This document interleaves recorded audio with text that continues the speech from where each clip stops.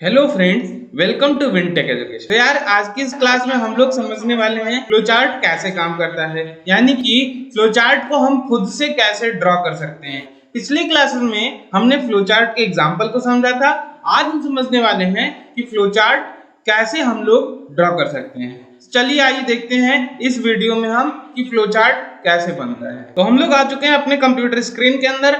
आइए देखते हैं फ्लो चार्ट के एग्जांपल को और समझते हैं। ठीक है, तो हमने बताया क्या था कि फ्लो चार्ट में आपको एक एल्गोरिथम, इस क्लास के पहले जो एल्गोरिथम वाला पोर्शन है उसमें मैंने आपको बताया था एक सन्नाटा भैया किस तरह से जाकर के दुकान से पेन लेते हैं, वो कहानी मैंने बताई थी। तो जाकर के वो कहानी जरूर देखिएगा। लेकिन अगर आप नहीं देखें तब भी इस वीडियो को देखने के बाद आपको वो कहानी समझ में आ जाएगी। ठीक है, तो एक सन्नाटा भैया है, वो पेन लेने जा रहे हैं। देखिए वो किन किन स्टेप्स को फॉलो कर रहे हैं। आइए चलिए समझते हैं उनके स्टेप्स को और एंजॉय करते हैं फ्लो चार्ट के एग्जांपल को।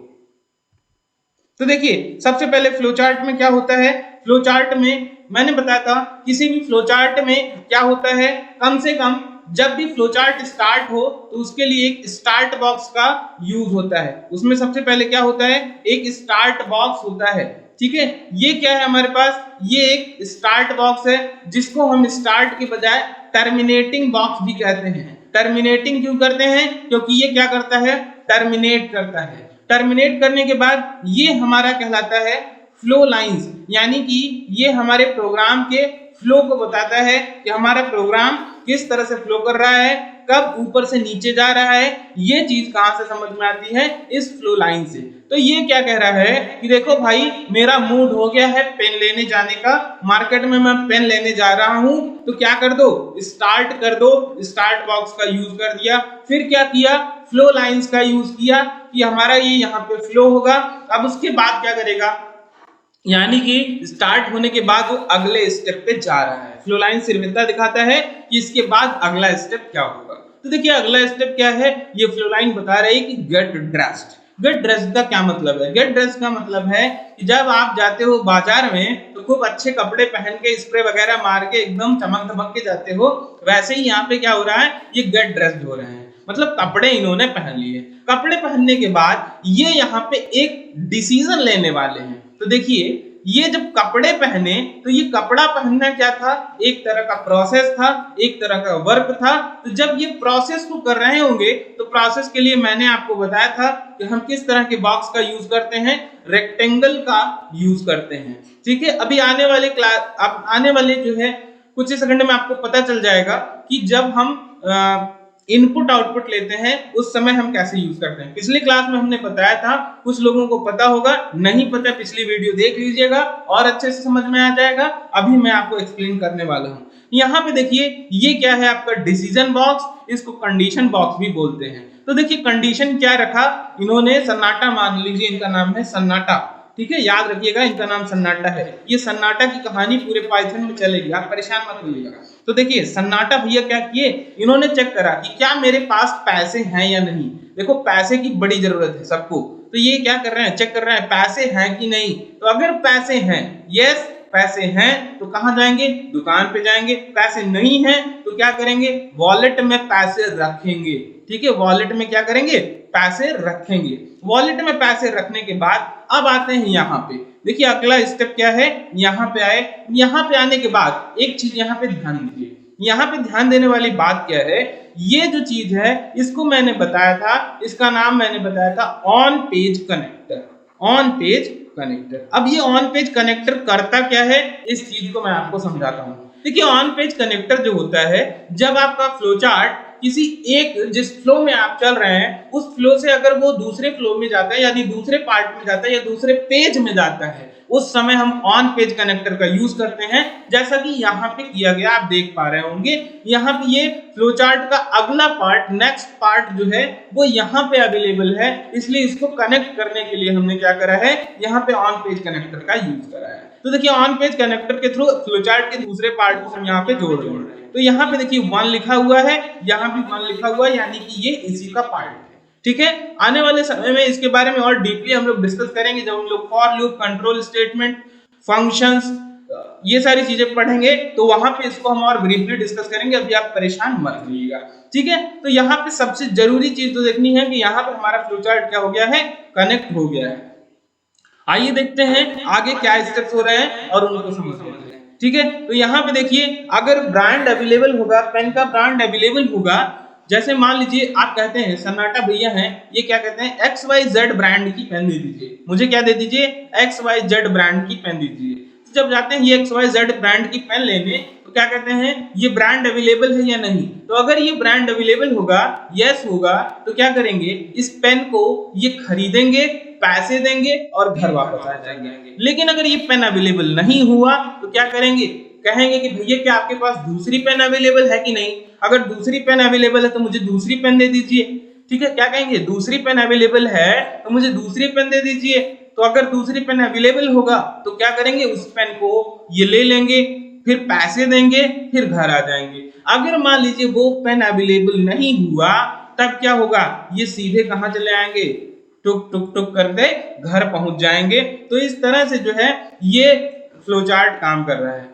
आइए एक फ्लोचार्ट का एग्जांपल और देखते हैं और वहां पे आपको ब्रीफली समझाते हैं सारे इनपुट और आउटपुट बॉक्स को। आपने डिसीजन को यहाँ पे देख लिया है कि जब भी हमको कोई कंडीशन होगी, हमको चेक करना होगा कि यहाँ पे ट्रू है रिजल्ट या फॉल्स है, यस या नो है, तो वहां पे हम क्या करते हैं, यहाँ पे इस तरह से डिसीजन का यूज करते हैं। लेकिन अगर हमें इनपुट आउटपुट देना हो तो वहां पे हम कैसे यूज करेंगे और प्रोसेस कैसे अलग होगा। चलिए देखते हैं नेक्स्ट एग्जांपल को। और इस एग्जांपल में हमने क्या लिया है, इस एग्जांपल में हमने एवरेज निकाला है 2 नंबर का, एवरेज ऑफ 2 नंबर हमने फाइंड करा है। तो एवरेज ऑफ 2 नंबर फाइंड करने के लिए आपको पता है कि अगर मान लीजिए आपके पास 4 और 5 का एवरेज निकालना है, तो ये कितने नंबर है, 1 और 2, 1 और 2 दो नंबर है। 4 प्लस 5 कितने नंबर है, 2 है, तो 4 प्लस 5 डिवाइडेड बाई 2 आप ऐसा ही करते हो। तो सबसे पहले तो जब एवरेज निकालना होगा तो सबसे पहले तो मूड होना चाहिए, है ना, तो मूड बना लिए। अब मूड बना लिए, बिना मूड के काम होता है क्या, कभी कर पाता है कोई बिना मूड के काम।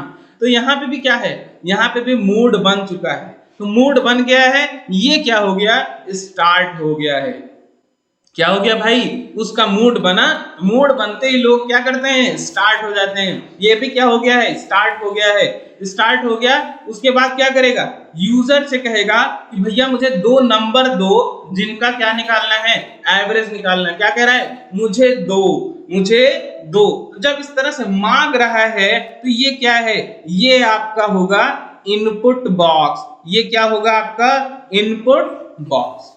ठीक, इसके बाद क्या होगा, इनपुट के बाद आपको जरूरत पड़ेगी किसकी, आपको जरूरत पड़ेगी कुछ प्रोसेस की। प्रोसेस क्या करोगे आप, प्रोसेस आप करोगे कि उसका जो एवरेज है वो आप निकालोगे, यानी कि 2 नंबर को ऐड करोगे, ऐड करके उसको 2 से डिवाइड करोगे, तब आपका एवरेज निकल जाएगा। ठीक है, तो यहाँ पे अगर मान लीजिए हमने 2 नंबर लिया है, नंबर 1 और नंबर 2, तो हम क्या लिख रहे हैं, number 1 plus number 2 divided by 2। Number 1 और नंबर 2 को जोड़ा, उसको 2 से भाग कर दिया।